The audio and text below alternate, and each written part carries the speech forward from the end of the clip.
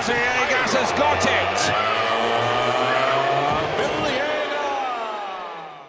Magandang araw, mga kaibigan. Ngayon, pag-uusapan natin ang kahangahangang buhay at karera ng isa sa pinakabagong bayani ng Pilipinas sa larangan ng boxing, si Ira Villegas, ang ating bronze medalist sa Paris 2024 Olympics. Ating alamin ang kanyang kwento, dito sa Pinoy Wisdom.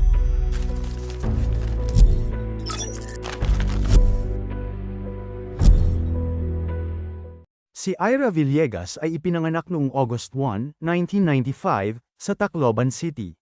Bata pa lamang siya nang mahilig na siya sa boxing. Sa edad na 16, sumali si Villegas sa Association of Boxing Alliances in the Philippines, ABAP, na nagbukas ng pinto sa kanyang amateur career. Noong 2019, lumahok siya sa Southeast Asian Games at nanalo ng bronze medal.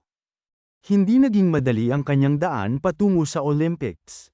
Noong 2020 Tokyo Games, nabigo siyang makapasok matapos talunin ni Irish Magno. Gayunpaman, nagpatuloy siya sa pagsasanay at nakuha ang kanyang Olympic berth sa First World Qualification Tournament sa Italy noong Marso 2024, kung saan nanalo siya ng 5-0 laban sa kanyang kalaban.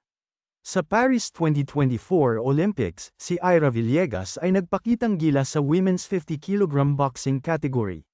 Natalo niya si Yasmin Moutaki ng Morocco at si Raumaisa Boualam ng Algeria, parehong via unanimous decision, bago matalo si Wassila Ladiri ng France sa isang split decision na nagdala sa kanya sa semifinals.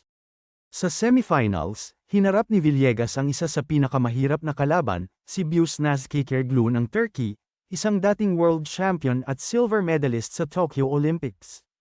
Bagamat natalo si Villegas via unanimous decision, ang kanyang pagganap ay nagpakita ng tapang at husay, lalo na nang halos mapatambo niya si Kekiroglu sa ikalawang round.